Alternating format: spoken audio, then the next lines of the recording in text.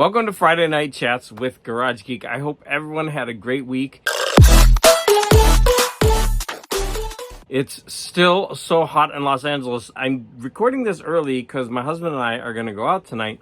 We're going to go to a local brewery. Now, I'm a little bit upset because we had made plans to go to this brewery. It turns out that tomorrow at this brewery, they're having a 4th anniversary tomorrow, and they're releasing these really cool cans. And I'm just like, oh, I'm going to miss it by a day. I'm just hoping they might have a couple out tonight and they'll sell them. I don't know. That's pretty cool. So I'm going to Paperback Brewery, and it's in Glendale, which is about 15 minutes from me. I made 2 shorts this week, and I don't often make shorts because it's really funny because I get a lot of thumbs down on my shorts. I don't know why. Like, people, I guess it's because with my videos, people are used to me and what I'm doing. I don't often get thumbs down on my regular videos, but with shorts, they're open to a wide audience. And so I made one short of a movie I watched, which was a funny scene in The Ape where he breaks through the window of Boris Karloff's window. I'm laughing because it looks like the ape here is wearing lipstick.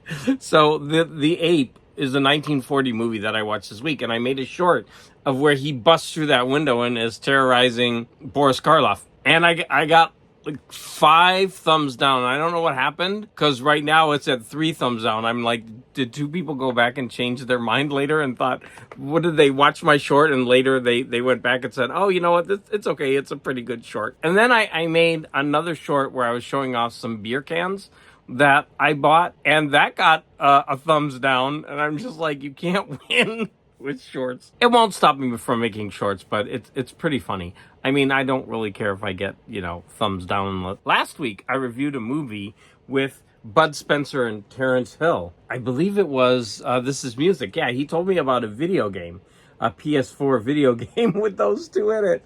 And I wanted to watch another movie for this week, but as you're going to see, I had a large lineup of movies, and so I didn't get around to it. I'm wondering if this is on sale in the United States.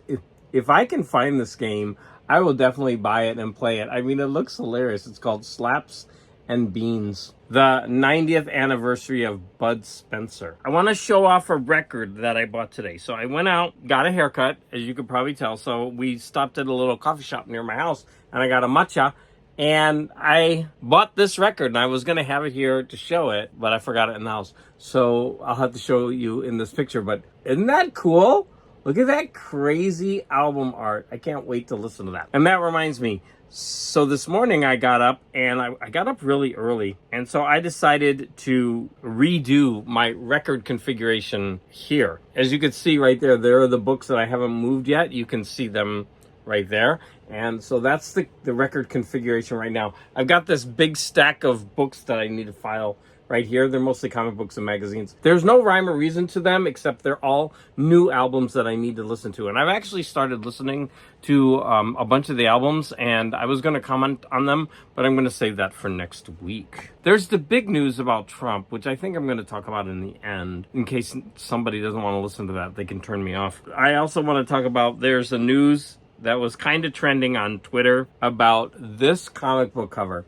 So this is a new series called Ghost Rider Wolverine, Weapons of Vengeance. And this is a variant cover done by Frank Miller, whatever that channel is called, Instagram or whatever. I sound so old, I know.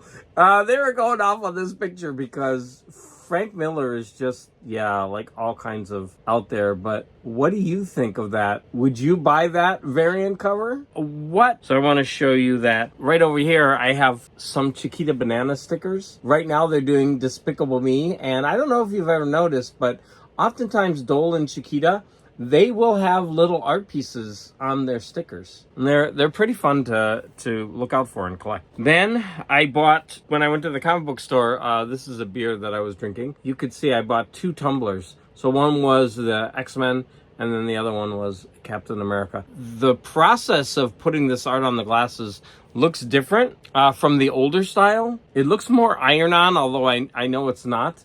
You can see a noticeable difference, but I was still glad to get those 2 tumblers. I hope that they will get some more. They had other ones, like more recent ones, like Deadpool, but I didn't want those. When I was in the record shop, I found an album that I've been looking for a long time, a really long time. Now, this album is Alice Cooper's Dada. As you can see, it's got, like, I remember as a kid, I had the lights down low, and I could see that, like, face peering out at me.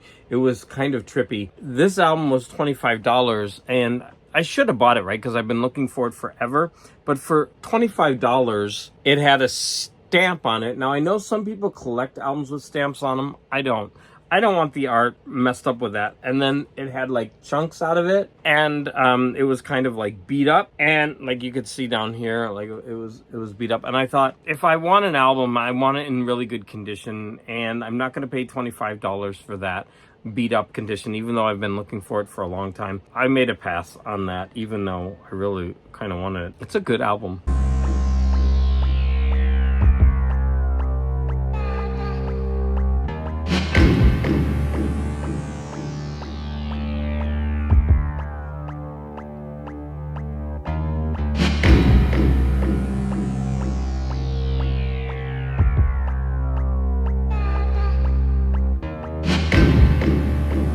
I got this week, and this is like a big book. This is because No Solution says it's his favorite, and I've been on the lookout for it, and I finally found it. And yesterday and today I've been reading it, and I'm only 54 pages into it. Like every time I start reading it, I fall asleep, and it's not because it's boring. It's a very good book. It's because I'm just, I'm waking up early, and it's hot, and all those kind of factors. I get to the point where I'm relaxed, which is a really good thing, and then I take a nap. I am enjoying this so far, 54 pages into it, but I need to increase the amount that I read. I wanted to have 100 pages done before I mentioned it on this video, but I didn't quite make it. Why? Because every week I'm supposed to read a book, and I started reading this book, and I stopped reading it because I started reading Infinite Jest. I told myself, well, if you get 100 pages in that, it would be like reading this short novel. I plopped out on both counts, so hopefully by next week I'll have more. There was another book that I read this week I actually listened to because it's on the New York Times list, and I'm trying to hit some of those, and that was Between the World and Me. And this by Ta-Nehisi Coates. I think that's how you say his name. This book was really interesting. It's basically a really long essay, although it's a short book. In parts, he's writing to his son. It's like a letter to his son about the state of the nation. In many instances, he's addressing the audience because he keeps saying you. And, supposedly he's talking to his son, but he's talking to the nation at large as well. And he's going through some really painful truths about the state of affairs in the United States. And I know this is about 10 years old, and because of this book and other things like it, there's been a massive, movement for change. One part that he mentioned was, he says that schools are like prisons. Libraries are where kids can really be free. That really made me think. Now, it's unfortunate because so many kids can't get that freedom because they just don't want to read, right? For whatever reasons, they are all forced to go to school. And so the school does become this kind of prison-like environment in so many ways. That really kind of struck home, right? Because we have a lot of problems in this country, and so many of them start with school. I got a comic haul, a Whatnot comic haul today. So I'm going to go ahead and show off the comics that I got. Now, the first one, so these were all things that I bid on Whatnot in one room. So I've done it twice this month, which is so much better than I used to be. The first one I got because of that cover art. It's called Inner Demons, Tales of the Marvels. And this reminded me of the Alex Ross Marvel set or Marvel comic, which is so beautifully done. So I'm hoping that this is something similar. But yeah, if nothing else, it has great cover art. I picked up a Captain Marvel number 56. It's in kind of a rough shape, but a lot of these are actually. I got a Captain America number 243, and this one definitely has a Perez cover, but it says Perez and Sinnott. So yeah, I mean, immediately when I saw that, I'm like, yep, that's George Perez. And he says, when Captain America dies, I will gain life eternal. not eternal life. He's going to get life eternal. A little bit of a drama queen there. Then I got a couple of Marvel superheroes. Now, I really like the reprint comics. He had this one. I was like, oh, it was the first one he showed. And it was all chipped. And I was like, I don't have it. So I went ahead and got it. And then he showed another one that was in better condition. So I was like, well, now I got to get that one. It's funny. He says, hold him, you fools. The green one must not escape the new men. And they're very much like the animals on the Animal Men in the Island of Dr. Moreau, right? You could see that. It says, then Hulk will smash. And like you get a full foot of Hulk. Then the next one, I'm not sure who the artist is on this. I want to say Plug, but it might not be. But I love the way that the Hulk is drawn in that picture. I think he looks great. It says, Greenskin runs amok against the Legion of the Living Lightning. Extra! Namor battles for his life against the Plunderer and the sinister Swamp Men. Okay, the next one is Marvel Superheroes number 53. Die Hulk, even you cannot stand against the Lord of the Living Lightning, the Puppet and the Power.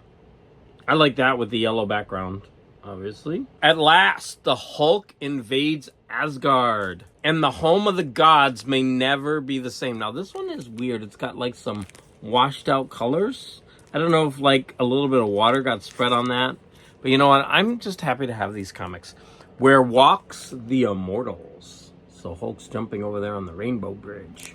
I don't know. Is this like a non-PC word to say? Shanghaied in space? I don't know if that's okay to say. But pretty cool cover. I wonder if that's the same artist. Again, you get Hulk's foot. It's like the biggest part of him, almost in the screen. But yeah, these people are riding around in bubbles, firing at Hulk. And he's been shanghaied. I love this solid background. Here we have, you come on pretty strong, Greenskin, but you don't know what power is till you tangle with the new improved Sandman. When fall the shifting sands. Pretty cool. Okay, so that's all of those. I think I have the original comic of the Fantastic Four for this. But this is, yeah, again, not in the best condition. The Thing Enslaved. I think the original had a different color background. That's a great, great cover. Here we got some Jack Kirby on Marvel Super Action. This comic didn't last very long. Reprinting Captain America. Cap goes mad. I mean, that is definitely a Jack Kirby body. Proportion and everything about it. It's pretty awesome. Okay, I got 4 Action Comics. Action Comics number 455. Look at this one. Meet the Metal Menace, who crushes the Man of Steel, Junkman. So that's his name, Junkman. And he's smashing Superman into the ground. And, like, what's he gonna do? And he's coming to fly up. Maybe he could get in his, in his innards and mess something up. But, like, what the heck is he gonna do?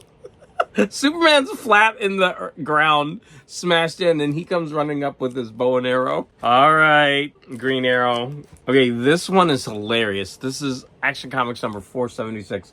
Look at this. I'm hurling you clear off the earth, Superman. From now on, the world's greatest hero is me, Vartox. And look at his boots.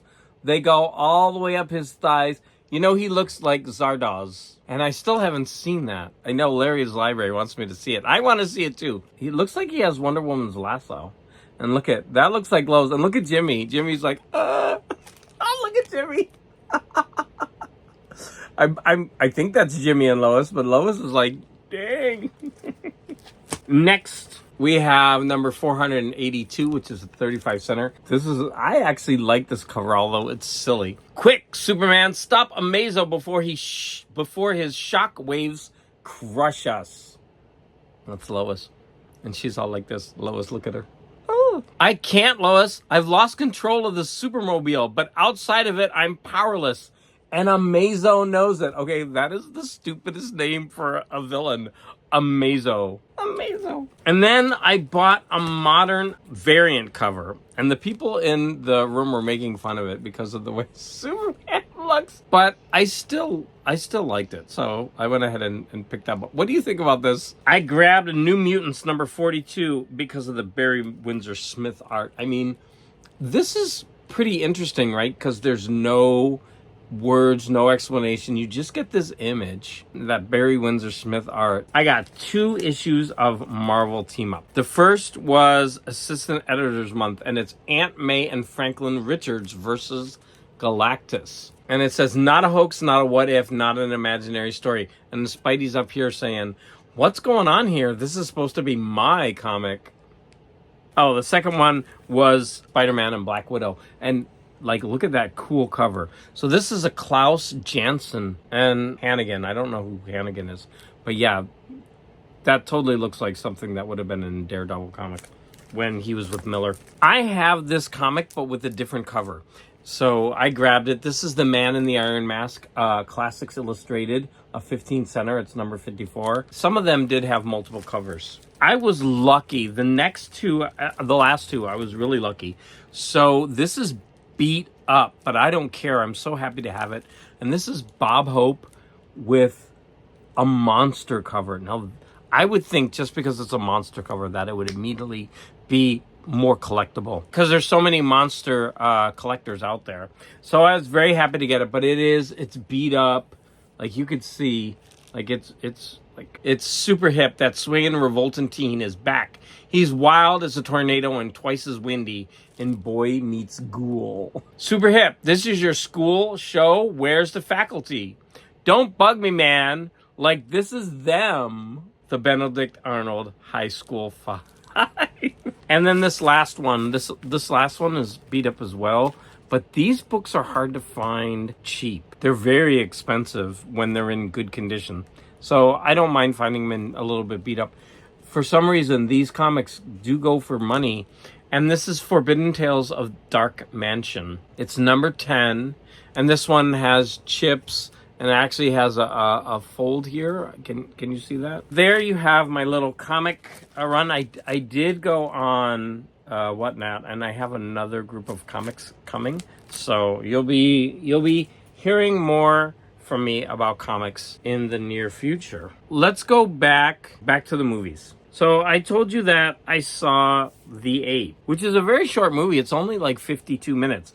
But the strangest thing is, it took me 3 days to get through it, because this is a colorized poster of it. Because I was watching it while I was waiting for my husband to come, so we would watch movies. And every time he would come in, then I would go ahead and turn it off. It's a fun movie. It's a silly movie. I'm glad I watched it. And like Mark Morris says, it has a nice ending. It really had nice music. I would like to find the soundtrack or bits of it. Maybe it's on a compilation of others. The next movie we watched was a movie called Cold Meat. So as we were going through, I sometimes look at the horror recommendations. And so this was a movie which very, very low budget, but I thought it was effective. If you see the trailer or you look at the picture, a lot of it will be ruined. It was for me, but I still enjoyed it. There's a little bit of a twist that happens near the beginning. So easy to figure out. I don't want to spoil it for you. I'm going to say that if you like low-budget horror movies that take place in a small space, that with also a little hint of the supernatural, you'll enjoy this. But if not, then you won't. So this is Cold Meat. Premise is, without giving a lot away, there's a man stuck in his car during a blizzard and trying to survive in that environment. I'm not going to say anything else because I don't want to spoil anything. But that's just like the very bare bones of what this movie's about. I enjoyed this. My husband liked it too, a lot. And for a low budget movie, and if you're into horror movies, I would say this is a 4.5 if you're into horror movies and low budget. We watched The Unbearable Weight of Massive Talent.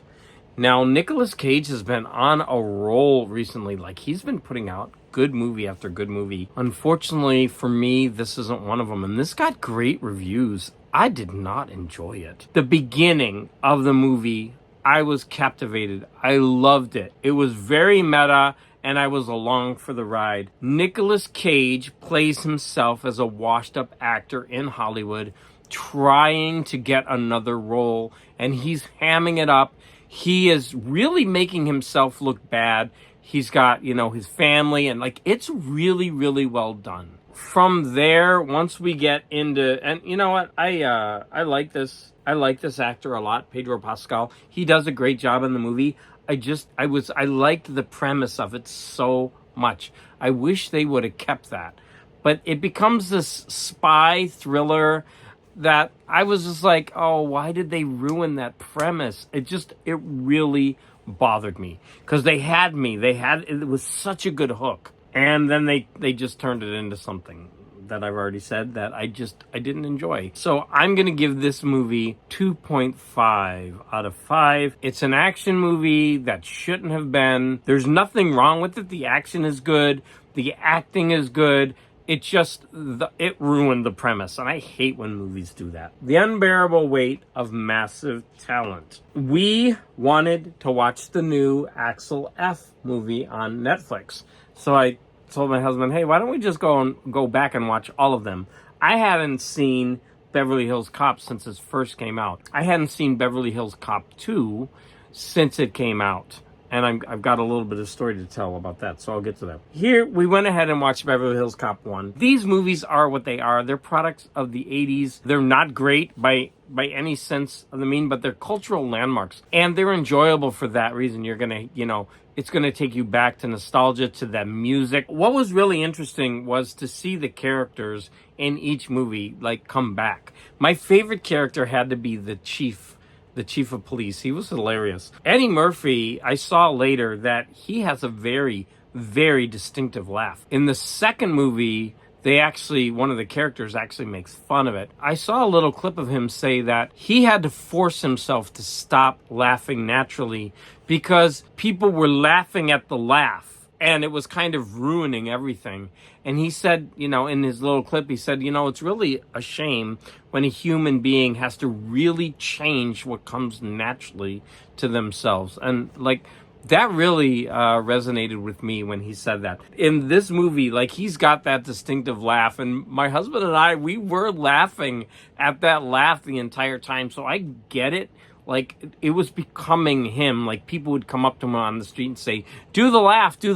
And it was starting to take over. Then we got Beverly Hills Cop 2. I was in the military. I was out with some friends, and we were, I'm just going to say it, I was drunk out of my mind. And we went to the movie theater, and we saw Beverly Hills Cop 2. I didn't remember anything about it. Nothing. And so it was like watching this for the first time. Now, I was surprised at the language. This has Bridget Nielsen in it. And, since I've seen her on that dating show where she was with Flavor Flav and what have you. But Bridget Nielsen is very tall. And at one point he says, that's a big bitch. And it's just so sexist, right? And I know that she's one of the villains in the movie, but it really hits you in the face how sexist it is. And he repeats it a couple times. Then we started watching the Axel F movie. And after about 30 minutes, they opened up a file and they referenced the other movies. And it turns out there was a Beverly Hills Cop 3, and I was watching these, I think, all on Hulu. But Hulu didn't have that one. And so we didn't actually get to watch it this week. I hope to watch it again, although it's got the lowest rating of all the movies. So here we have Beverly Hills Cop, Axel F. What's really good about this is it reprises all of the music. The characters come back, almost all of them. It's so great, even, they're all much older. It's really nice that they brought back the entire cast. And of course, they add new cast members into it. So for that nostalgic reason, this movie is fun. It's a silly action movie. It's going to be, if you enjoy Beverly Hills Cop 1 and 2, then you will enjoy this. But I mean, it's nothing amazing. But I'm glad we watched them in a row because it really does bring that nostalgia feeling. So after that, we watched all of the rest of the Planet of the Apes movies. So we had seen the original ones, and I believe there were either 5 or 6. We had seen all of those. We watched the Marky Mark movie. That's not his name, Marky Mark. Mark Wahlberg. Sorry. So this was the one with Tim Burton and Danny Elfman. It's a fun movie. I mean, you're just gonna have fun watching it. It's nothing serious. If you're watching all of these movies, you can't skip this one. It's not a bad sci-fi movie at all. It's just silly and dated in some respects, and it's funny. Like, they go for humor and they achieve it, but I don't think there should be that much humor in a serious sci-fi movie. It's a fun movie. Okay, so this was kind of like a stepping stone to get to the 3. Now, this trilogy is phenomenal. I thought that when I saw them in the movie theater, and watching them again, these movies are great. And I was talking with Mark Morris, and he's never seen him, and I was like, my jaw dropped. I'm like, dude, you have to watch these movies. They are so good. So we're going to start with Rise. So this is the introduction of Caesar, and it's got James Franco in it. I think James Franco has been put on the naughty list. I like this movie, and he's good in it. And it's got John Lithgow, and I really like the neighbor. I like Draco Malfoy. I'm sorry, I don't know that actor's name, but he plays a villain. And Brian Cox is also in this movie. Like, man, I'm remembering a lot of the names. This movie is so good, and it's a great introduction to the franchise. It also introduces a character that is going to be so important in the second movie. So then we get to Dawn of the Planet of the Apes. This is probably like the linchpin. I'm not going to say it's the best.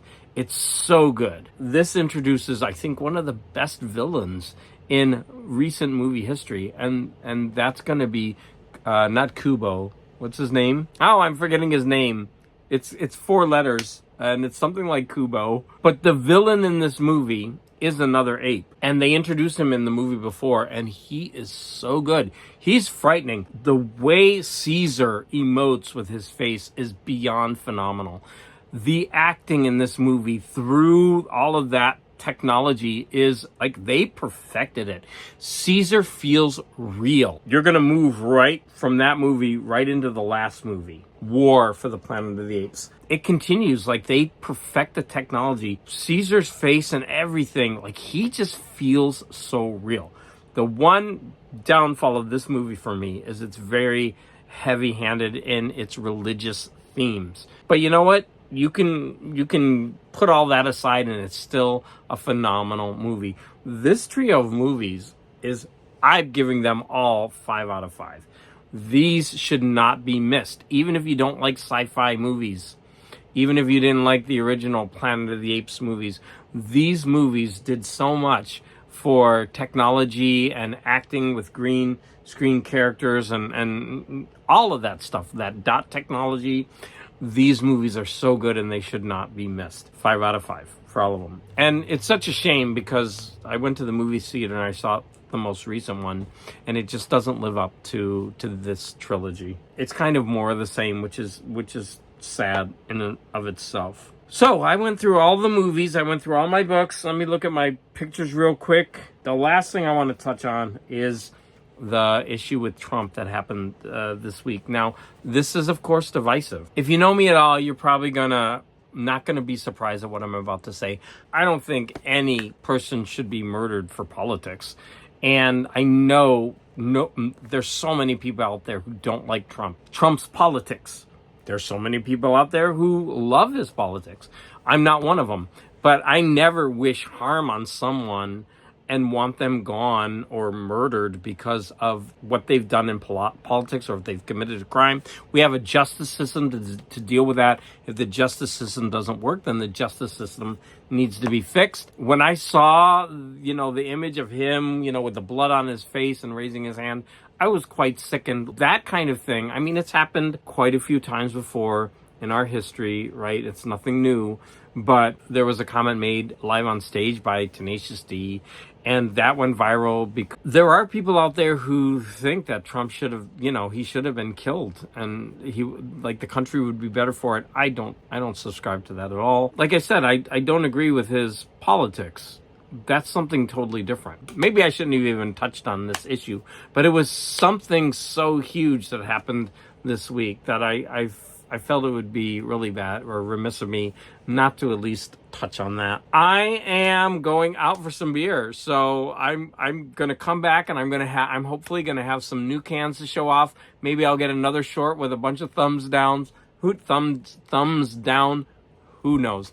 I want everyone to have a a great week. I'm going to go shower because I'm all sweaty, and then I'm going out. Everybody have a great week.